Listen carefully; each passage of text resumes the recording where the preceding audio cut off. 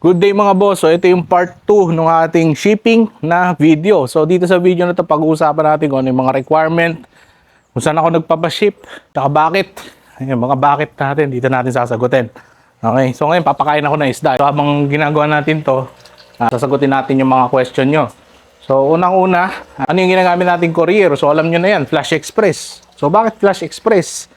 Kasi pwera doon sa reasons, doon sa nabuisit ako ng LBC dito sa poblasyon, hindi naman talaga pwedeng mag-ship ng isda. For almost every courier or yung logistics, hindi talaga sila tumatanggap ng live animals. Nakalagay yun sa policy nila guys. Basahin nyo sa Flash Express, sa LBC, sa JNT, lahat ng yon bawal ang live animals. Okay? So ngayon, bakit ka nakapag-ship yung iba sa sa LBC? So mamaya, pag-usapan natin yon.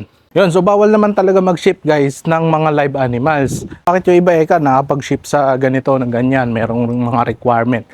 Yes, tama naman. So may mga requirement. Kaya nga 'di ba, hindi naman lahat ng mga nag-ship sa LBC nakalagay live fish, 'di ba? Ayun, pansinin niyo sa mga nag-ship.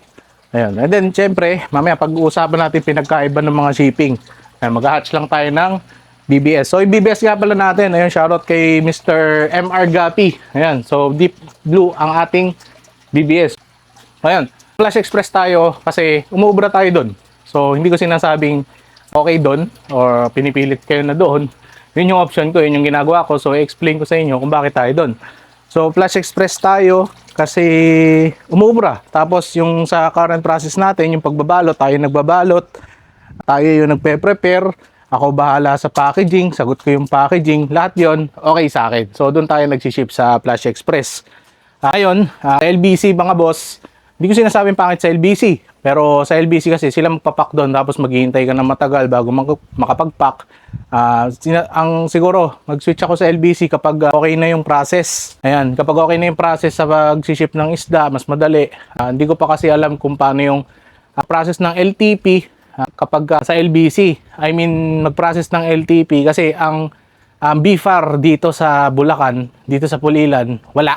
Merong agriculture dito sa municipality pero hindi ko pa alam kung nakapag-process sila ng LTP. Yung local transport permit. Local ba? Ayun, alam ko local sa LTP. So yun yung kailangan nyo kapag papaship kayo ng isda. To get the LTP, kailangan din meron kayong CAWR. Yung CAWR, CAWR, certification para makapag-alaga kayo or makapag-breed ng mga isda. Yes, may certificate na kailangan para makapag-breed ng mga isda. Pero syempre, hindi naman mahigpit, hindi naman enforce yun. So, ang dami namang nagbi-breed ng isda. So, isa yun sa mga mahirap kunin kasi not every place merong BFAR. Ayan. So, ang BFAR na pinakamalapit dito sa amin sa Pulilan, Bulacan, yung Hagonoy. Meron doon, sa Hangga yata yun. May tulay doon, dapat may BFAR doon, nakalagay sa Google Maps. Pero hindi ko sila makontak, walang nagre-reply. Ang kinontak ko na BFAR, yung sa regional yung mismong BFAR, yung pinaka-head. So, napunta ako sa website nila. Kasi wala talaga nagre-reply mga boss Ayun, so napunta ako sa website nila. Kinuha ko lahat ng email na pwedeng kong makuha doon. Tapos, in-email ko lahat yon. So, ngayon, may nag-reply sa akin. So, dapat daw, i-file ko yung certificate ko sa BFAR, sa Region 3. Pinakamalapit sa akin, sa San Fernando, Pampanga. Ayun, so San Simon yata. San Fernando. San Fernando o San Simon, basta Pampanga. Ayun. So, kailangan ko pumunta ng Pampanga. So, ngayon, nasa isip ko, pag kukuha ako ng LTP, pupunta rin ako ng Pampanga. So, yun yung question na lang na kailangan ko sagutin para makapag-ship ako lagi sa LBC.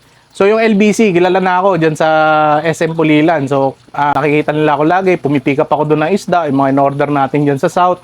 Ayun. Kilala na nila ako, sabi ko, magpapaship ka ako, inaayos ko lang yung papel. Kaya lang, nung kasing time na pupunta na ako dapat sa BFAR Region 3, pinanganak yung anak ko. Ayun, so hindi na tayo makaalis. So kaya umuubra pa yung Flash Express natin. Kapag, let's say, naghigpit na, talagang kailangan natin i-push yung CAWR. So sa batas guys, yun talaga yung requirements. May requirements, may batas, yun talaga. So sa ngayon, everyone na walang ganong mga papel ay lumulusot lang tayo. Ayun. So nung isang beses merong nagkwento, 'di ba?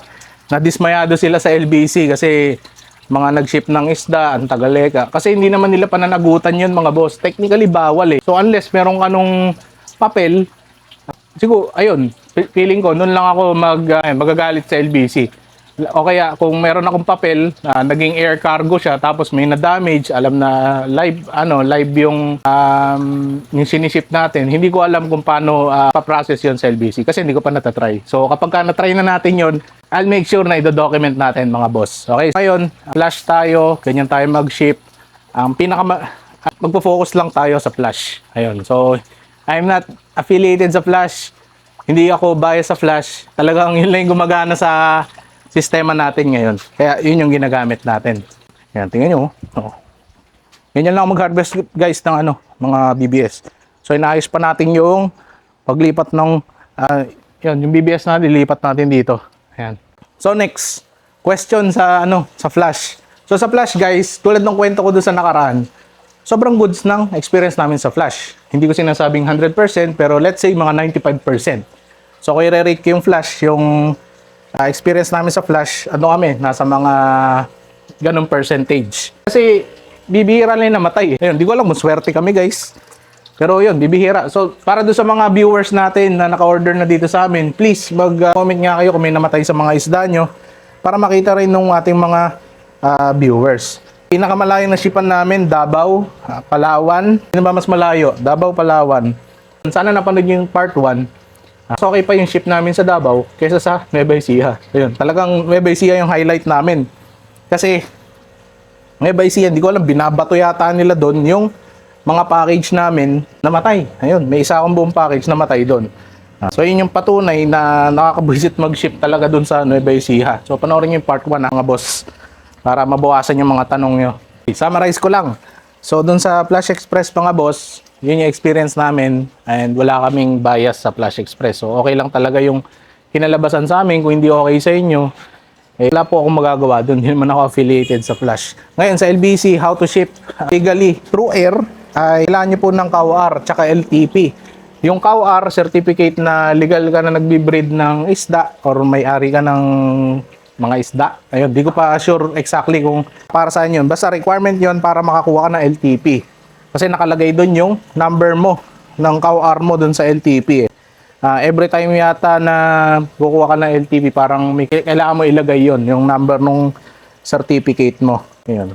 So kung meron tayong mga additional question, lagay nyo lang dyan para doon sa part na yun. Para i-research ko din. Okay. Ngayon, doon sa LBC, kapag meron po kayo nun, air cargo na yung yung shipment nyo. Meaning, hindi po siya land. Sasakay siya sa airplane. Kaya nakita nyo yung mga air cargo na in-orderan nyo, kung naka-order na kayo dun sa south. Madali kasi sa kanila yung kasi yung pag-ship sa air, kasi doon active yung BPAR. Tsaka, ayun, parang regular sa kanila kasi pangingisda yung isa sa mga unang kinabubuhay doon eh. Kaya yung BPAR accessible sa kanila. Dito kasi sa Bulacan, malayo. So, buti nga meron sa Pampanga eh. Ayun, kasi may mga farm yata doon ng mga palaisdaan, mga ganon. Ayun, so kung gusto nyo ng air transport, kuha kayo kailangan nyo nun. Ngayon, kung sa Flash, kung sa LBC na wala kayong LTP tsaka COWR, yun guys, kahit naka LBC yun, pa rin yan, naka-truck.